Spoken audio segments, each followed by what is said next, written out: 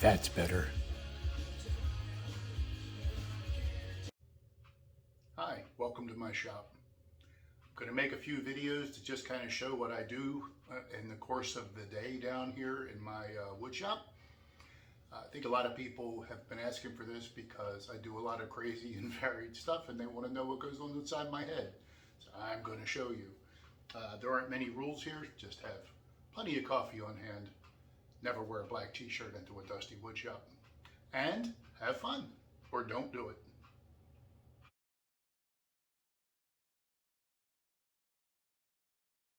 Well, here we are. So this is all cherry. This has been milled. This was milled a while earlier, and cherry darkens as it goes. But I think once everything's milled, it'll be a uniform color. At least I hope so. So I have this fancy compass that I made up. It's a hole drilled, but what I want to do is make my circle. And I need that so I know where these boards need to go. Right? So that's the goal. So now I know to put them here. So I'll get this glued up. Oh, and I don't need to worry about this nail that I stuck in the middle.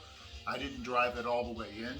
This will all get cut away. I'm going to mill the tabletop down a bit more. I don't know, this much. Well, back again. Time for the final step. There are no dowels, no biscuits, no other fasteners, just glue. And the reason is because when I spread this out, it'll be super tight. It'll be strong. And there won't be any fasteners, so when I route this middle out, I won't take the risk of hitting a dowel and screwing up the whole appearance. Okay, so here I'm making a pattern for one wedge of an 8-sided octagon. As all octagons are 8 sides, but this is one of those wedges. So if this line here is on paper, you see, if this represents the edge of the pie-crust table, I want to be able to cut that with a router. So I'm making a pattern. So I had to expand those lines all the way out a little bit farther so that a pointer will ride along this edge and drag my router with it. Get it? Okay, so here's what's going on. I have my Trammel, fancy high-tech tool, my jigsaw in a slot and using double stick tape to keep it in place, and these wooden wedges. I should get a perfect circle. It's been a pain in the neck, but just a little bit to go. Hang on.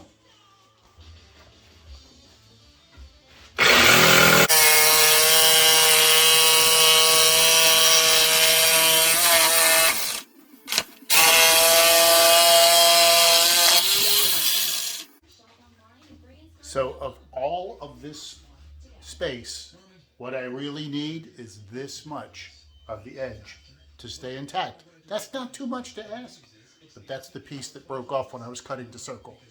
So I dug around in the sawdust and found it, glued it back in. You'll never know it was there. Well, here's what I've come up with for cutting the scallops on the edge of the pie-crust table. So this pointer right here will ride along this pattern, hopefully. I've set it up so the router moves in and out on this sled.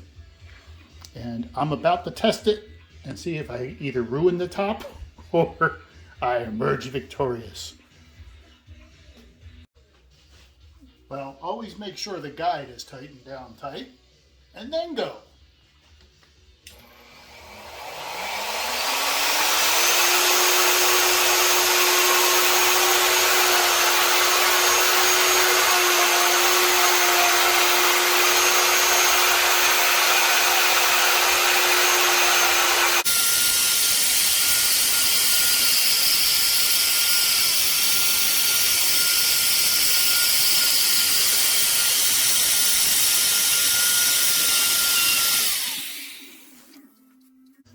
I don't know whether it will look like a successful test, but I think it works. So this line right here is the one that I was shooting for. Now this will be out here on the final edge, but this was just practice. This will all get cut away. I just wanted to see if the pattern worked. And it looks like it did. This was before, when I hadn't tightened down my template. But hey, you gotta try and learn, and you screw up the bad part. Okay, I'm starting to get the hang of this now. So now that I figured it out, I'm gonna show you how it's cut. I've added a little knob, which I thought would help me guide this router back and forth. I don't know whether I need it or not. I'm gonna cut it.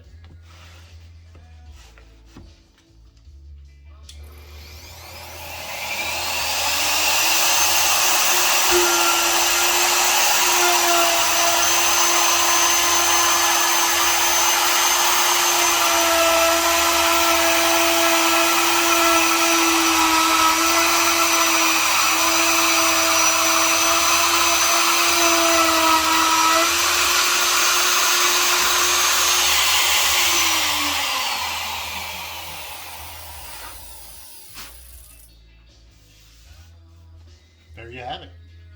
Kind of matches up okay over here. I can cut that with the chisels later. There's a little difference in height, but I'm going to work on that.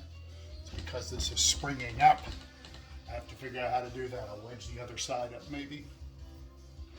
I don't know how well this shows up, but this is my new router bit that I got at the woodworking show today. It's a plunge OG bit. It's given me a pretty decent profile on there. It's a work in progress. It looks like that's going to work just fine. So if you can see, this has a nice curvy edge.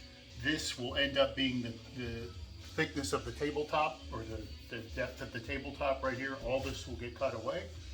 I will cut around here and then round over this edge a bit, and then that'll be it. The only thing I did different here just recently, I added some wax because the guide was sticking a little bit. I think it's all taken care of now. So here's what's going on now. I've made it all the way around. I'm on the last segment, right? I have to cut this out. I want to make sure this lines up with the bit. It gets a little bit, maybe a little bit off. So that's why I made these adjustments. What I did was I set the bit down where it belongs, adjusted the guide into it. It's just a little fraction of an inch, and I'm going to cut it. It'll be fine. So the challenge here is, how do I follow this line and keep the same distance? I use one of these. So I just glued a piece of dowel on the end, which will follow around in the little channel here, which will be the table height. I measured off where to put this nifty hole for the pencil. And just lay it in there. I found that it shouldn't stay straight like this, but I'm curving it, so it sort of makes up that curve.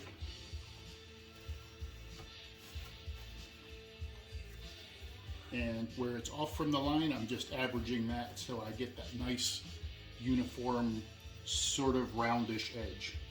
This is going to work just fine.